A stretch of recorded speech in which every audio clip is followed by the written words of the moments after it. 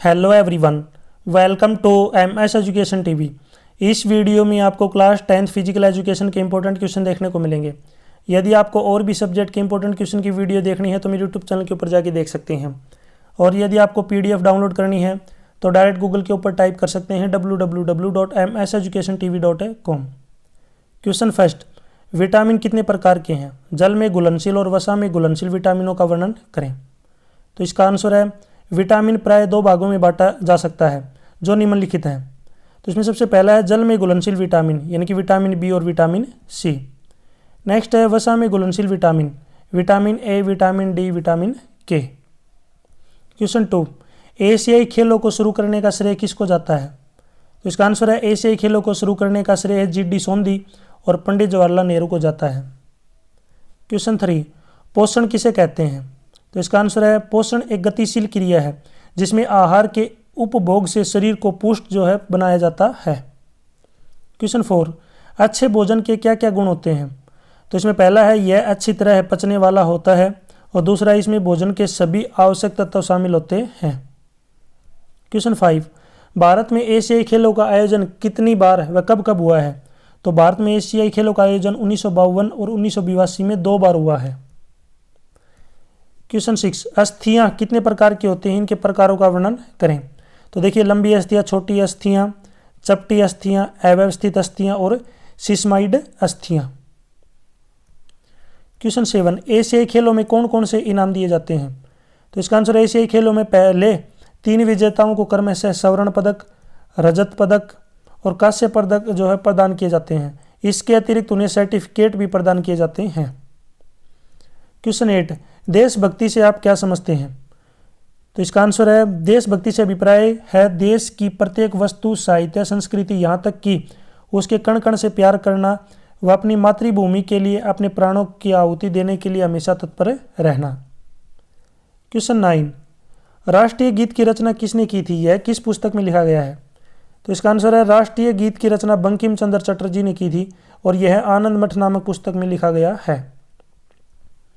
Question 10, protein कितने प्रकार के होते हैं? इनकी प्राप्ति के साधन लिखिए। तो इसका आंसर है जो प्रोटीन होते हैं ये भोजन का एक महत्वपूर्ण घटक है। इसकी कमी से हमारी वृद्धि और विकास रुक जाते हैं। प्रोटीन 2 प्रकार के होते हैं, वनस्पति जन्य प्रोटीन और नेक्स्ट है पशु प्रोटीन। इनकी प्राप्ति जो होती है ये दूध, मांस, मछली, अंडा, पनीर, दाल, सोयाबीन, बाजरा, चावल आदि से होती है। क्वेश्चन 11, रणजी ट्रॉफी का वर्णन कीजिए। तो इसका आंसर है यह भारत के घरेलू क्रिकेट प्रतियोगिता है। इसका नाम महाराजा रणजीत सिंह के नाम पर रखा गया है जो कि एक महान क्रिकेटर भी रहे हैं। क्वेश्चन 12, राष्ट्रीय गान गाते समय किन किन बातों का ध्यान रखना चाहिए? तो पहला है राष्ट्रगान के समय हमें सावधान अवस्था में खड़े रहना चाहिए। सेकंड है राष्ट्रगान को शुद्ध व लय में गाएं। नेक्स्ट है राष्ट्रगान गाते समय बातचीत न करें। नेक्स्ट, राष्ट्रगान के पश्चात वहां से चले जाना चाहिए। क्वेश्चन 13, बाल दिवस कब मनाया जाता है? यह किसकी याद में मनाया जाता है? तो इसका आंसर है बाल दिवस हमारा राष्ट्रीय पर्व है। हमारे देश के प्रथम प्रधानमंत्री के जन्मदिन जो कि 14 नवंबर को आता है उस दिन को बाल दिवस के रूप में मनाया जाता है। इस दिन विद्यालय स्तर पर विभिन्न खेल प्रतियोगिताओं का आयोजन किया जाता है। बच्चे नई पोशाक पहनते हैं व फल मिठाई खाते हैं। क्वेश्चन 14, कोरोना महामारी पर नोट लिखिए। इसका उत्तर है कोरोना महामारी जिसकी शुरुआत चीन के वुहान शहर से हुई थी। इस बीमारी ने पूरे विश्व में लगभग सभी देशों में अपना कहर बरमाया। इस वायरस के लक्षण एक मामूली जुकाम से लेकर ज़्यादा गंभीर रोगों की वजह हो सकती हैं। कोरोना महामारी को कोविड-19 के नाम से भी जाना जाता है। क्वेश्चन 15, राष्ट्र झंडे के तीनों रंगों की क्या विशेषता है? तो इसका उत्तर है राष्ट्रीय झंडे में 3 रंग की पट्टियाँ होती हैं जिनकी निम्नलिखित विशेषताएं होती हैं। पहला है केसरिया रंग की पट्टी वीरता और बलिदान का प्रतीक होती हैं। नेक्स्ट है सफ़ेद रंग की पट्टियाँ, ये शांति और पवित्रता का प्रतीक होती हैं। नेक्स्ट है हरे रंग की पट्टी, हरियाली व समृद्धि का प्रतीक होती हैं। क्वेश्चन 16, विटामिन डी पर नोट लिखिए। तो इसका आंसर है यह विटामिन दांतों की अच्छी बनावट और स्वस्थ अस्थियों के लिए सहायक होता है। इस विटामिन की कमी के कारण रिकेट्स, अव्यवस्थित दांत, कुत्ता खांसी व चेचक आदि रोग हो जाते हैं। अस्थियों व दांतों को ठीक रखने के लिए इस विटामिन का प्रयोग अति आवश्यक है। इसकी कमी से बाल भी जल्दी सफ़ेद हो जाते हैं। क्वेश्चन 17, मनुष्य के स्वास्थ्य को प्रभावित करने वाले कारकों का वर्णन करें। तो जैव कारक, वातावरण से संबंधित कारक, सामाजिक सांस्कृतिक कारक, व्यक्तिगत कारक। क्वेश्चन 18, संतोष ट्रॉफी का वर्णन कीजिए। तो इसका आंसर है यह ट्रॉफी कूच बिहार के महाराजा संतोष के नाम पर जो है राष्ट्रीय फुटबॉल प्रतियोगिता के लिए प्रदान की गई। इस प्रतियोगिता का आयोजन प्रतिवर्ष भारतीय फुटबॉल एसोसिएशन द्वारा अपने किसी सदस्य के द्वारा करवाया जाता है। इसमें भारत के विभिन्न प्रांतों की टीमें, रेलवे व सैनिकों की टीमें भाग लेती हैं। यह प्रतियोगिता नॉक आउट कम लीग स्तर पर करवाई जाती है। बंगाल ने सबसे अधिक बार इस प्रतियोगिता को जीता और पंजाब ने पहली बार 1970 में यह ट्रॉफी जीती। क्वेश्चन 19, देश के प्रत्येक नागरिक के 4 कर्तव्य लिखिए। तो इसका आंसर देखिए यहाँ पे। पहला है, एक देशभक्त को देश की एकता और अखंडता की रक्षा के लिए कार्य करना चाहिए। नेक्स्ट, राष्ट्र के विकास के लिए कार्य करना चाहिए। नेक्स्ट, देश की प्राकृतिक संपदा की रक्षा के लिए कार्य करना चाहिए। नेक्स्ट, राष्ट्रीय स्वतंत्रता संग्राम के आदर्शों का पालन करना चाहिए। क्वेश्चन 20, राष्ट्रीय झंडे को फहराते समय किन किन बातों का ध्यान रखना चाहिए। पहला, राष्ट्रीय ध्वज साफ सुथरा होना चाहिए। नेक्स्ट, राष्ट्रीय ध्वज सटेज की दाईं ओर होना चाहिए।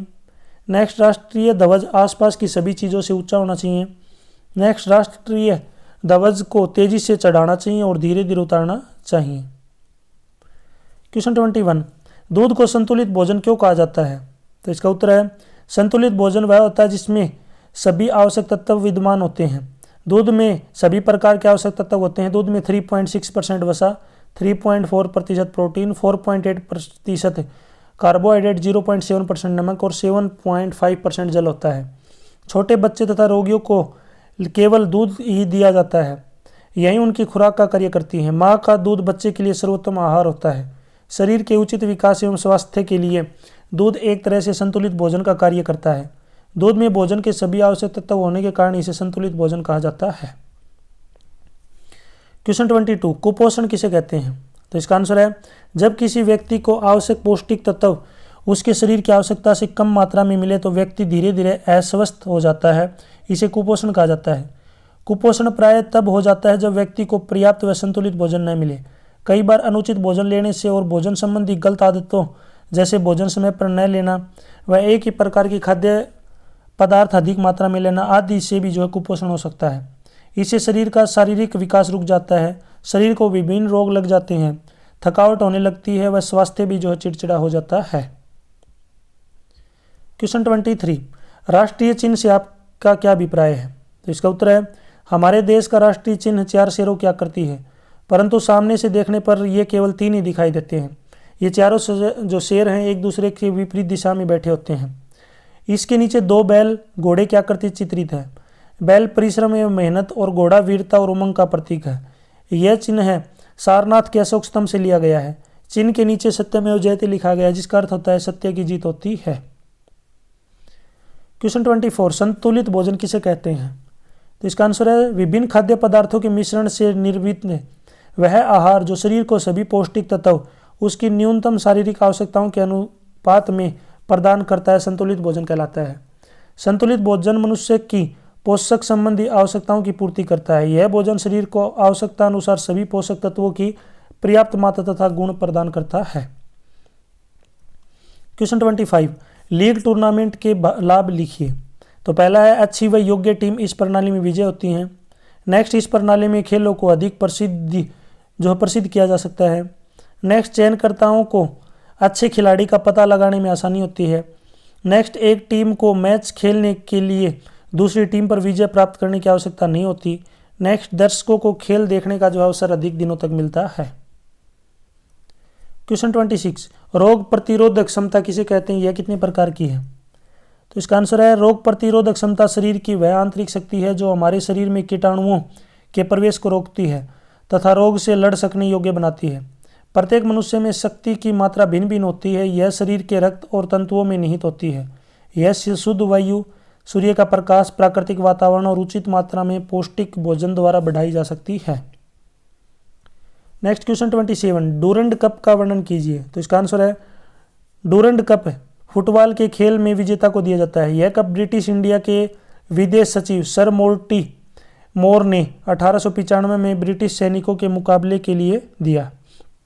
पहले इस प्रतियोगिता में सैनिक टीमें ही भाग लेती थी, परंतु 1931 में इस प्रतियोगिता में असैनिक टीमों ने भी जो है भाग लेना शुरू कर दिया। अब इसमें देश विदेश की उच्च कोटि की टीमें भाग लेती हैं। 1899 ईस्वी में इस कप को ब्लैक वॉच रेजिमेंट ने स्थायी रूप से जीत लिया। यह प्रतियोगिता प्रतिवर्ष नॉकआउट कम लीग स्तर पर कराई जाती है। सबसे पहले इस प्रतियोगिता में भाग लेने का अवसर पटियाला टाइगर्स को प्राप्त हुआ। क्वेश्चन 21, संक्रामक रोग क्या है?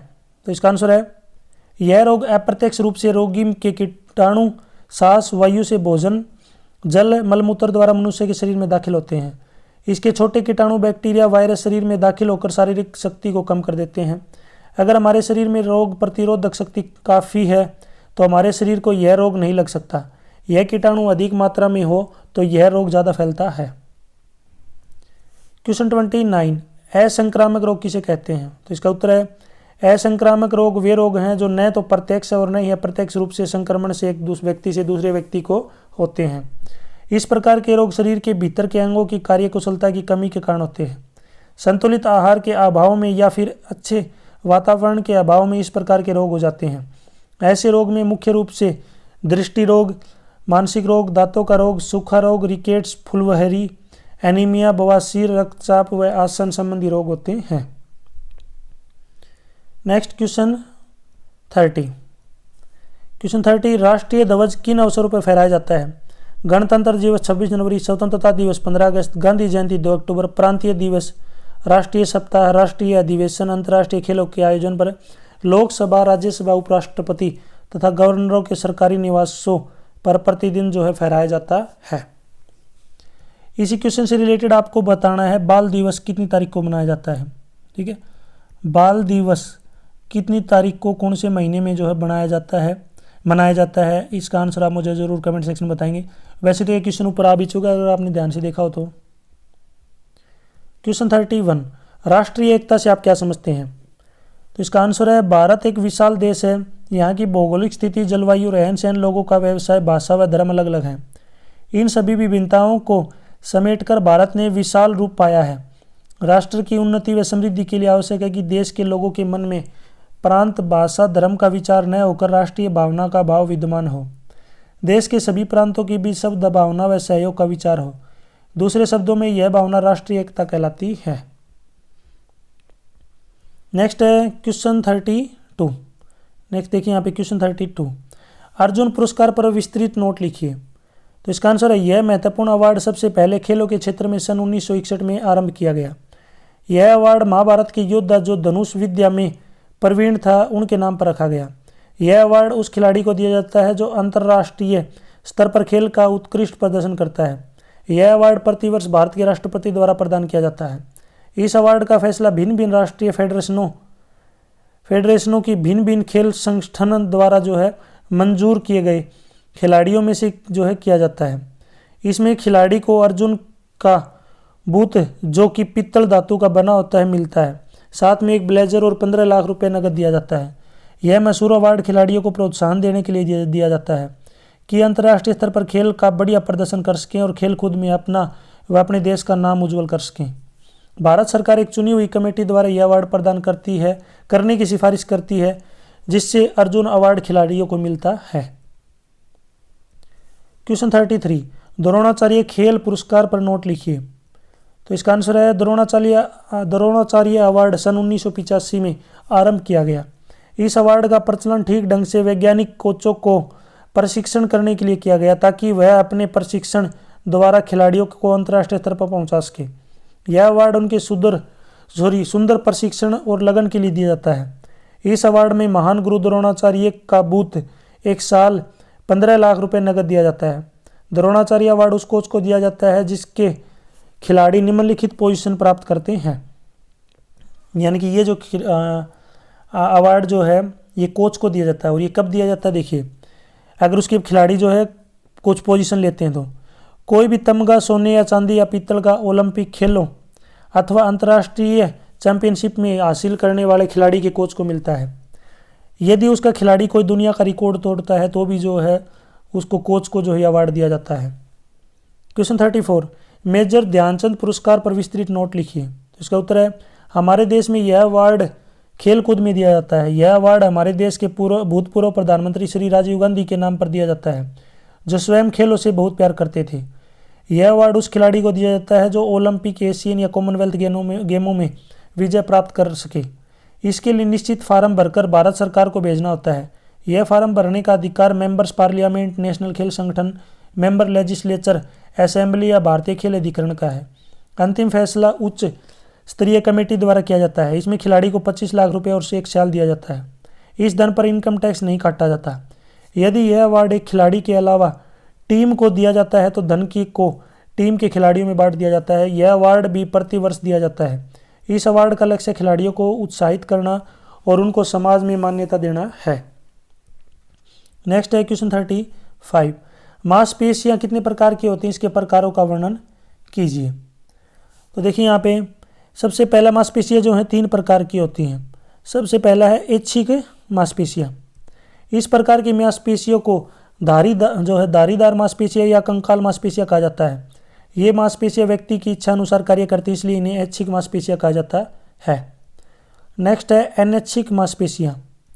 अनैच्छिक मांसपेशियां वे मांसपेशियां होती हैं जो स्वेच्छा से कार्य करती हैं, अर्थात ये मांसपेशियां व्यक्ति की इच्छा के अनुसार कार्य नहीं करती। इनके ऊपर अपना जो है नियंत्रण नहीं होता है। नेक्स्ट है हृदय मांसपेशियां। हृदय मांसपेशियां ऐच्छिक तथा अनैच्छिक मांसपेशियां का मिश्रित रूप होती हैं। जिस प्रकार ऐच्छिक मांसपेशियों में धारियां होती हैं, उसी प्रकार हृदय मांसपेशियों में भी धारियां होती हैं। इस प्रकार की मांसपेशियां व्यक्ति के हृदय में होती हैं। इनका रंग लाल होता है। क्वेश्चन 36। जोड़ किसे कहते हैं, यह कितने प्रकार के होते हैं? इसका आंसर है 2 या 2 से अधिक अस्थियों का संयोजन ही जोड़ कहलाता है। जोड़ों के अध्ययन को ऑर्थोलॉजी कहा जाता है। जोड़ को एक ऐसे भी परिभाषित किया जा सकता है कि प्रत्येक उस स्थान को जहां 2 या 2 से अधिक अस्थियों के सिरे मिलते हैं ज्वाइंट यानी कि जोड़ कहते हैं। लंबी अस्थियां अपने सिरों से, बेडोल अस्थियां अपने तलों के कुछ भागों से तथा चपटी अस्थियां अपने किनारों से जोड़ों का निर्माण करती हैं। ये जोड़ मनुष्य के अस्थि पिंजर को लचकता प्रदान करते हैं। अधिकतर इन जोड़ों के तल अस्थियों की साफट से मोटे होते हैं। प्रत्येक जोड़ की विशेषता और बनावट उस जोड़ के कार्य पर निर्भर करती हैं। जोड़ 3 प्रकार के होते हैं: अचल जोड़, कम गति वाले जोड़, असीमित गति वाले जोड़। क्वेश्चन 37। एड्स क्या है, यह कैसे फैलता है, इसके बचाव के उपाय लिखिए। इसका उत्तर है एड्स एक प्रकार की गंभीर समस्या और यह तेजी से फैलने वाला रोग है। इस रोग का पूरा नाम acquired amino deficiency syndrome AIDS है। यह HIV नामक विषाणु द्वारा फैलता है। आपको HIV की फुल फॉर्म बतानी है। HIV की फुल फॉर्म क्या होती है, जरूर कमेंट सेक्शन में बताएं। यह विषाणु शरीर में उपस्थित श्वेत रक्त कणिकाओं पर आक्रमण करके उन्हें कमजोर कर देता है, जिससे शरीर में धीरे धीरे कमजोरी आ जाती है।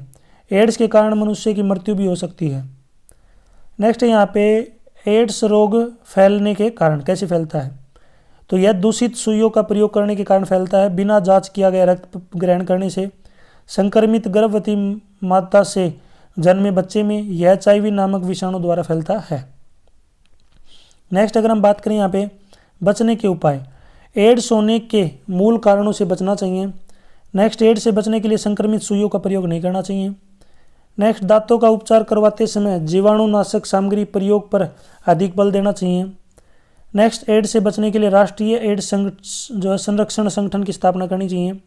नेक्स्ट, एड्स के फैलाव की पूरी जानकारी होनी चाहिए।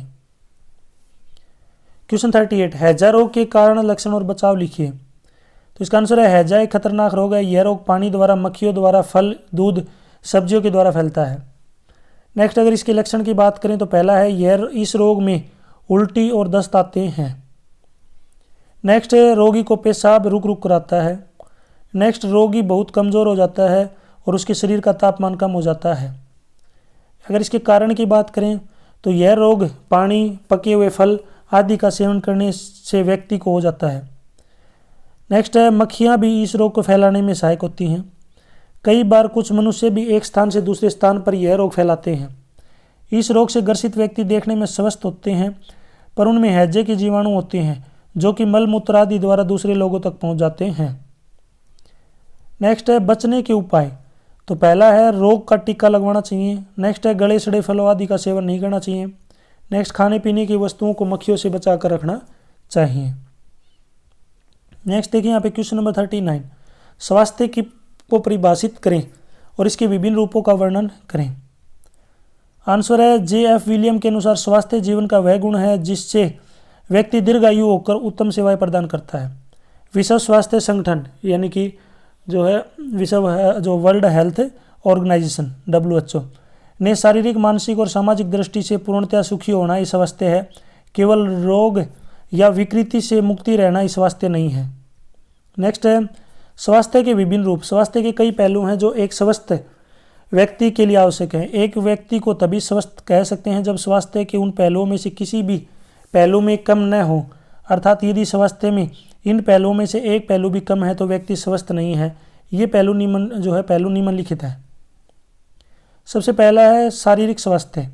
किसी व्यक्ति का शारीरिक स्वास्थ्य कई तत्वों पर निर्भर करता है, जैसे जैविक, वातावरणीय, सामाजिक, सांस्कृतिक तत्व, जिनमें अच्छा शरीर, कद के अनुसार उचित भार, साफ रंग, चमत्कार आँखें, लाल साफ त्वचा, सुंदर बाल शामिल है।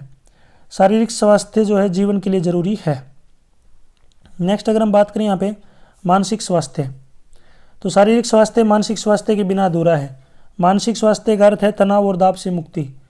यदि व्यक्ति का मानसिक स्वास्थ्य ठीक होता है तो उसके मानसिक और शारीरिक स्वास्थ्य के मध्य यह सह संबंध अच्छा होता है। शारीरिक व मानसिक स्वास्थ्य एक दूसरे को प्रभावित करते हैं। कई बार मानसिक स्वास्थ्य व्यक्ति के संवेगों, भावों को समझने में असमर्थ होता है। मानसिक रूप से वह व्यक्ति स्वस्थ होता है जो स्वयं को सुरक्षित और सुव्यवस्थित महसूस करता है। नेक्स्ट है सामाजिक स्वास्थ्य। सामाजिक स्वास्थ्य व्यक्ति की सामाजिक सुरक्षा पर निर्भर करता है। यदि व्यक्ति सुरक्षित नहीं है तो वह सामाजिक रूप से स्वस्थ नहीं होता। यह कुछ कारकों पर निर्भर करता है जो इस प्रकार हैं: स्वास्थ्य सेवाएं, पेंशन, ग्रेच्युटी, बीमा, जीवन बीमा, प्रोविडेंट फंड संबंधी सुविधाएं। सामाजिक रूप से स्वस्थ व्यक्ति आत्मनिर्भर व जागरूक होता है। जीवन के प्रति उनका धनात्मक दृष्टिकोण होता है। नेक्स्ट है भावात्मक स्वास्थ्य। भावात्मक रूप से स्वस्थ व्यक्ति उस व्यक्ति को कहा जाता है जो अपने संवेगों या भावनाओं जैसे डर, क्रोध, सुख, दुख, ईर्ष्या आदि को उचित ढंग से नियंत्रित कर सके। अपनी भावनाओं पर उसका नियंत्रण होना चाहिए। आज के तनावपूर्ण वातावरण में भावात्मक रूप से स्वस्थ होना अति आवश्यक है। नेक्स्ट क्वेश्चन नंबर 40 का देखिए यहाँ पे क्वेश्चन दिया गया है, महिलाओं के लिए खेल व शारीरिक शिक्षा के महत्व का वर्णन कीजिए। तो इसका उत्तर है खेलकूद का महिलाओं के जीवन में बहुत महत्व है। प्राचीन काल में महिलाओं के लिए खेलकूद के महत्व को नकारा जाता था, लेकिन समय के साथ समाज की सोच में परिवर्तन होता गया है। खेलकूद का महिलाओं के लिए महत्व निम्नलिखित है। पहला है, ये महिलाओं के सामाजिक आर्थिक स्तर को बढ़ाने में सक्षम है। नेक्स्ट, खेलों में भाग लेने से महिलाओं के में आत्मविश्वास और आत्मसम्मान की भावना का जागृत होता है। नेक्स्ट, खेलकूद में भाग लेने से महिलाओं की वृद्धि और विकास उचित होता है। इससे वे हष्ट पुष्ट होती हैं, जिससे वे अपने जीवन के दैनिक कार्यों को अच्छी कुशलता से कर सकें। नेक्स्ट, खेलों में भाग लेने से महिलाओं के मानसिक विकास में बढ़ोतरी होती है। दूसरों के साथ रागान्वय व रामायोजन भी भली भांति कर सकती हैं। नेक्स्ट, खेलकूद में भाग लेने से महिलाओं में सहनशीलता का विकास होता है। नेक्स्ट, खेलकूद महिलाओं में अच्छे चरित्र का विकास करने में सहायक होता है। नेक्स्ट, खेलों में भाग लेने से दबाव, तनाव, अवसाद व चिंताओं आदि से छुटकारा मिल जाता है। नेक्स्ट, खेलकूद में भाग लेने से अनेक सामाजिक गुणों जैसे सहयोग, सहानुभूति, वफादारी, दयालुता, एकता, ईमानदारी, आज्ञाकारिता, आपसी लगाव व हार जीत को स्वीकार करने की अभिव्यक्ति आदि का विकास होता है। नेक्स्ट, महिलाओं को प्रायः मोटापे की समस्या होती है।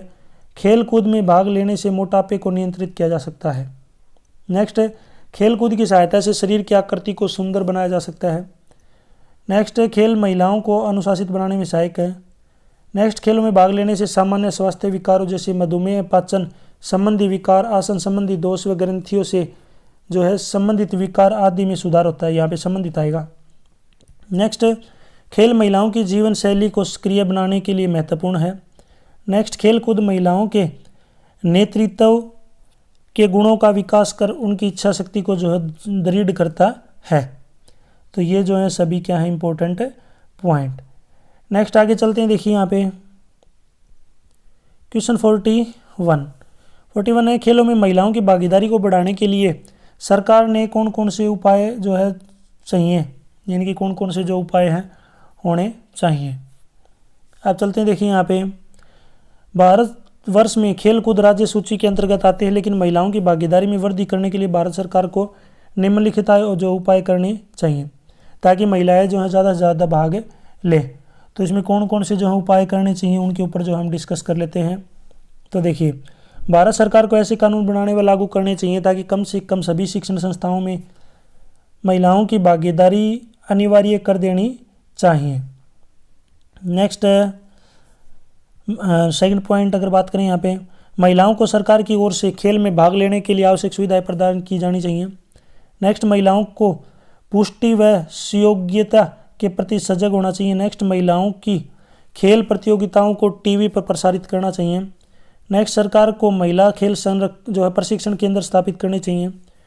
नेक्स्ट, महिलाओं की खेलों में अच्छी उपलब्धि प्राप्त करने पर सरकारी नौकरी का जो है प्रावधान होना चाहिए, यानी कि उनको जो है सरकारी नौकरी देनी चाहिए।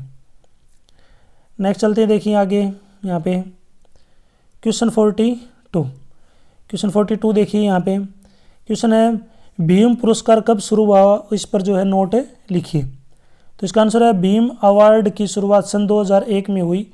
इस अवार्ड में महाभारत के पात्र भीम की 81 की प्रतिमा, एक सम्मान पत्र, 5 लाख रुपए, एक रंगीन जैकेट और टाई आदि प्रदान की जाती है। इस अवार्ड के लिए वे खिलाड़ी आवेदन कर सकते हैं जिन्होंने पिछले 3 वर्षों में अंतर्राष्ट्रीय खेल प्रतियोगिता या सीनियर राष्ट्रीय खेल प्रतियोगिता में प्रथम, दूसरा, तीसरा स्थान प्राप्त किया हो या अंतर्राष्ट्रीय प्रतियोगिता में भाग लिया हो। भीम अवार्ड के लिए पात्र संबंधी आवश्यक नियम निम्नलिखित हैं। पहला है, एक ही वर्ग के खेल में एक से ज़्यादा खिलाड़ी को पुरस्कृत नहीं किया जाएगा, परंतु यदि चयनित खिलाड़ी महिला हो तो एक वर्ग के लिए एक से ज़्यादा अवार्ड दिया जा सकता है। नेक्स्ट, यह अवार्ड केवल उन्हीं खिलाड़ियों को दिया जाएगा जिन्होंने हरियाणा राज्य की ओर से मान्यता प्राप्त राष्ट्रीय फेडरेशन या राष्ट्रीय खेलों में कम से कम एक बार भाग लिया हो। नेक्स्ट, खिलाड़ी की उपलब्धि का प्रमाण पत्र खेल संघ के अध्यक्ष या सचिव द्वारा प्रमाणित एवं हस्ताक्षरित किया गया हो। नेक्स्ट है, वे खिलाड़ी जिनके विरुद्ध नशा मुक्ति या मादक पदार्थों के प्रयोगिता की जांच लंबित हो या दंडित किया गया हो, ऐसे खिलाड़ी इस पुरस्कार के पात्र नहीं होंगे। नेक्स्ट है, जिन्हें यह अवार्ड एक बार मिल चुका है दोबारा इस पुरस्कार के पात्र नहीं होंगे। नेक्स्ट है, इस अवार्ड के संबंध में हरियाणा सरकार का निर्णय अंतिम होगा और इसके विरुद्ध कोई भी जो अपील नहीं कर सकेगा। यहाँ तक जो वीडियो अपनी कंप्लीट हो चुकी है, वीडियो अच्छी लगी तो उसको लाइक करें, अपने दोस्तों के साथ जरूर शेयर करें। मैंने आपसे जो है कुछ क्वेश्चन पूछे हैं, अगर आपने वीडियो को ध्यान से देखा होगा तो उन क्वेश्चन के आंसर आप मुझे जरूर कमेंट सेक्शन में बताएंगे। नॉर्मल से क्वेश्चन है, मैं आपको कमेंट में बताऊंगा आपका आंसर राइट या रॉन्ग है। यदि आपको और भी वीडियो देखनी इंपॉर्टेंट क्वेश्चन की या फिर प्रीवियस ईयर के शॉर्ट क्वेश्चन पेपर की, तो मेरे यूट्यूब चैनल के ऊपर जाके देख सकते हैं। और यदि आपको PDF डाउनलोड करनी है तो डायरेक्ट गूगल के ऊपर टाइप कर सकते हैं www.mseducationtv.com। Thanks for watching.